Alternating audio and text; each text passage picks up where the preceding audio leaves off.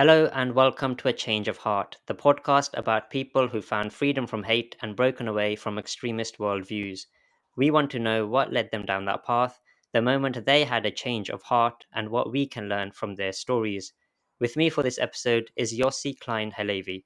Really good to have you here, Yossi. Oh, pleasure, Atif.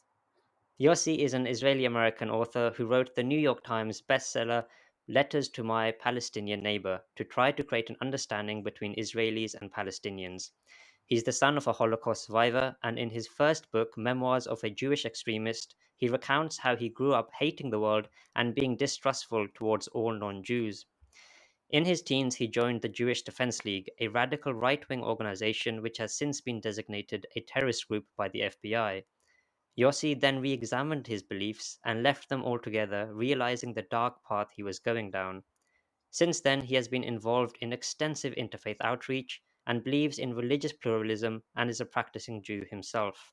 He's written books about his experiences and believes Jews, Muslims, and Christians can and should live side by side in peace and harmony.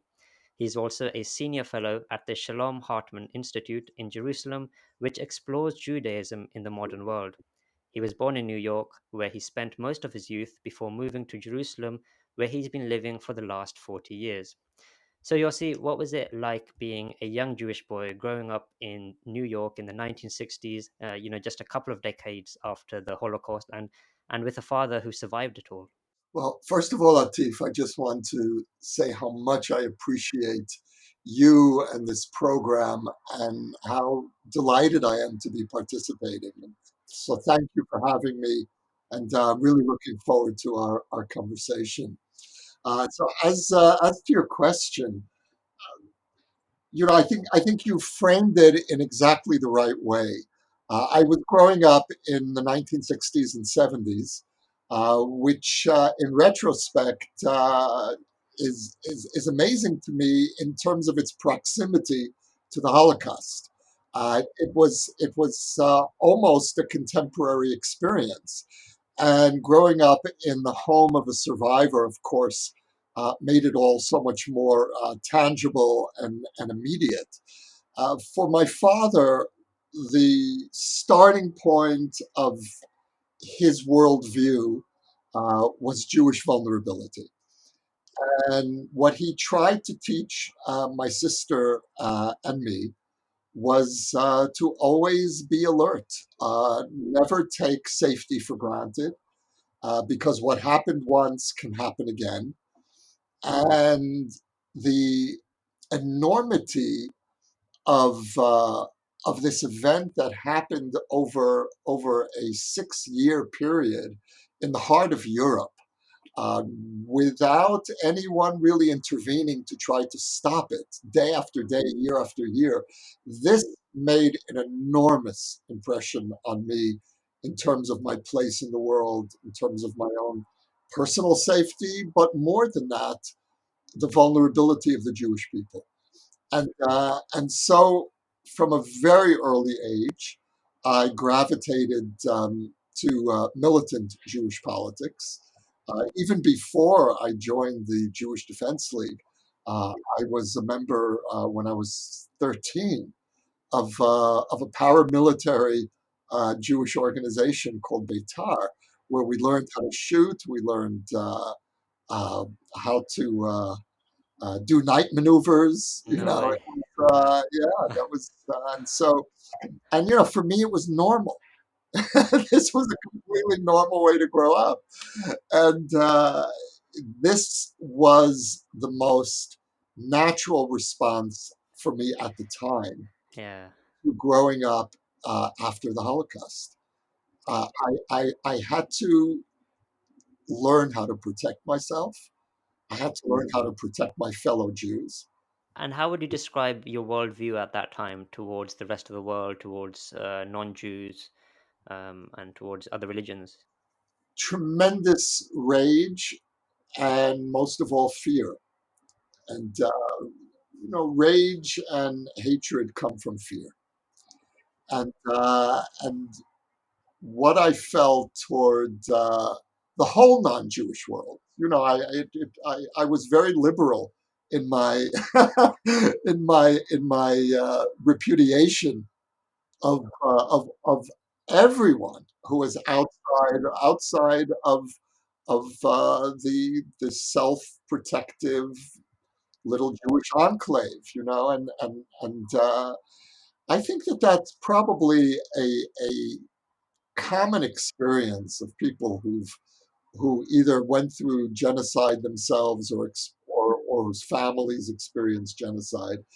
You tend to, first of all, view your own life as fragile, and your own people as vulnerable. And my overriding impulse, which I still have to this day, is to protect the Jewish people.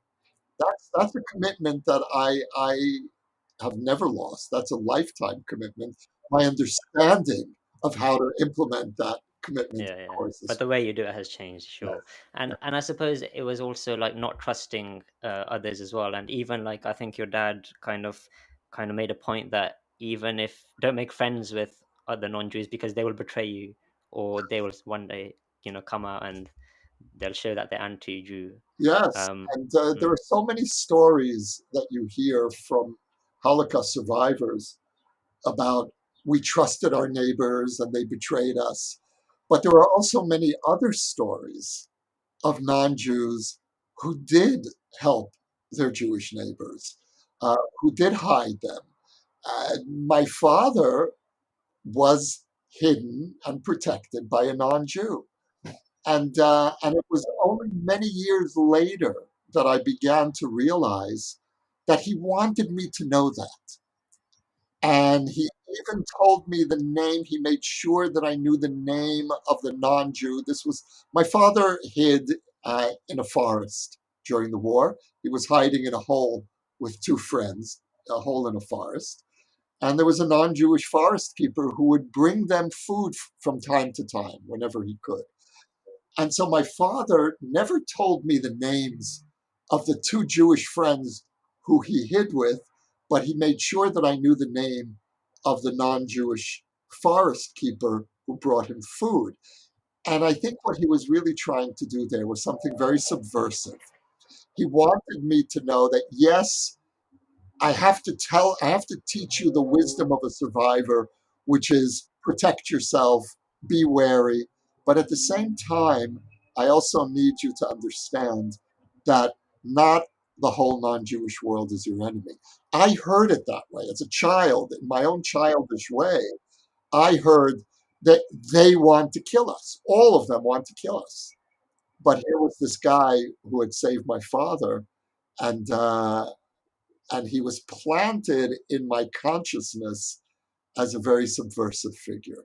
and we'll come on to how you had your change of heart and how you managed to see your father's kind of opinions and what he taught you in a different light as well. But during your days as a boy when you were growing up, I was surprised to learn that there's actually still a lot of anti-Semitism in America and even in Russia. And I mean, after the because obviously in popular culture and in schools and in TVs and movies, we learn about the Holocaust, we learn about Hitler and all the anti-Semitism and World War II, but then we don't really learn much and about how anti-Semitism persisted even after the years of World War II. Well, there are various forms of anti-Semitism. The most virulent form, of course, was Nazism, which has become much more of a fringe phenomenon. It is seeing something of a revival, certainly in Germany, in on the fringes of American society and elsewhere. But for all practical purposes, Nazism is I think, a largely spent force, even though it still has lethal capacity. The major forms of anti-Semitism that I dealt with when I was growing up was, first of all, uh, just kids fighting on the streets, and uh, getting attacked by Christian kids for being a Christ killer, which you don't hear very much anymore, but it was, Yeah. I mean, I grew up in the 1990s. Yeah, yeah. yeah, and I So, never heard you stuff like know, that. Yeah. when I was growing up, the main center point of anti-Semitism was the Soviet Union, and that, of course, was coming from a Marxist perspective. The Jews were the capitalists, the Jews were the militarists, this kind of thing. And so anti-Semitism really is having something of a uh, renaissance. And it's interesting, really, for me to think of how my younger self would have reacted at this moment. And I would have been, I wouldn't have been surprised. I would have responded certainly in a very aggressive way, a very militant way. And I'm glad I'm not my younger self anymore. So, Shall we go back to what you kind of were like as your younger self, and you joined the paramilitary group? yeah. What kind of things were taught there? Well, we learned first of all how to shoot. I was in karate class.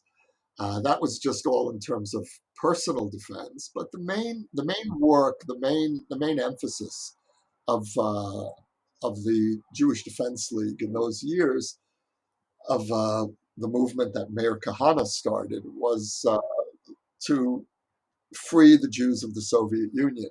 And this is before Kahana moved to Israel and became an out and out racist and head of the Kach movement, as it's called in Israel, the farthest right wing fringe uh, in Israel, an anti Arab, anti Palestinian movement. In America in the late 1960s, it was different. We were focused on very much the Soviet Jewry issue. This was really an anti-Soviet movement. But I would say that the line that connects Kahana in America of the 60s and Kahana afterwards in Israel was his love of violence. Kahana was always a violent man and always saw violence as a test of his own personal virility, his own vitality, and felt that the Jewish people needed to embrace violence. And this is really, I think, the core Wow.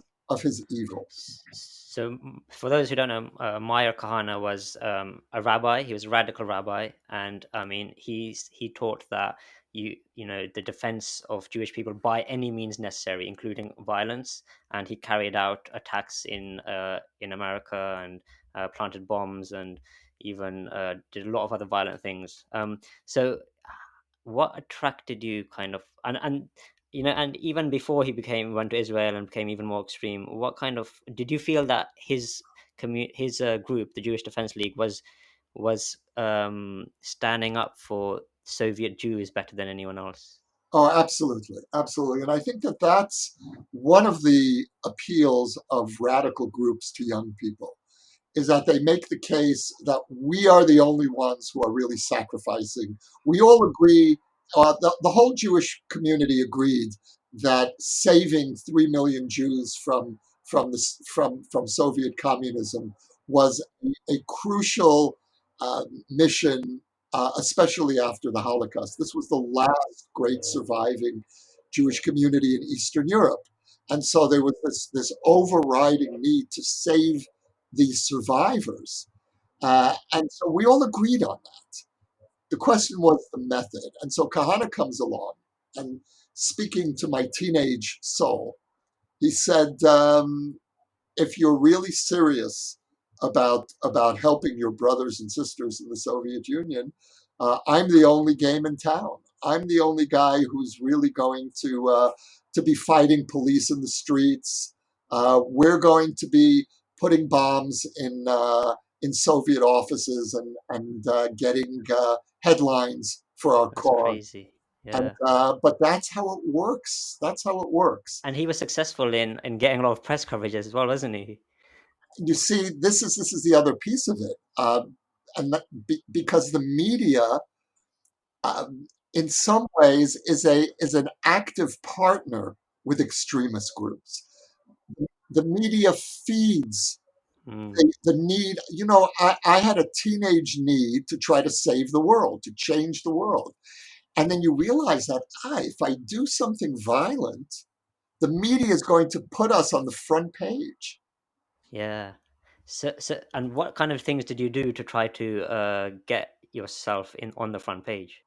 Well, it was I would say that my involvement was a series of accelerated acts of illegal activity, uh, a gradual descent into violence. I never actually went all the way. Thank God, I never put a bomb in an office. I was ready to, and I tried to. I was part of a group that wanted to do this, but we luckily it didn't happen. We didn't have the talent or the means. we we were failed terrorists, but my intentions were very much in that direction. And so it's for me, it started off with peaceful demonstrations. And I, for much of my childhood, I was a passionate participant in very beautiful protests that were popular in the late '60s in the Jewish community in New York. Peaceful protests at the Soviet mission, singing and chanting and wearing prayer shawls, and really very uplifting. And then Kahana comes along and he says, this is not the way we're going to save Soviet Jewry. Now, again, uh, bear in mind that it's the late 1960s in America. The late 1960s was a very violent time in American culture. It was the time of SDS, the Students for Democratic Society. Campuses were burning. The Black Panthers were rising in the African American community. Violence, political violence, was being rewarded with massive media attention.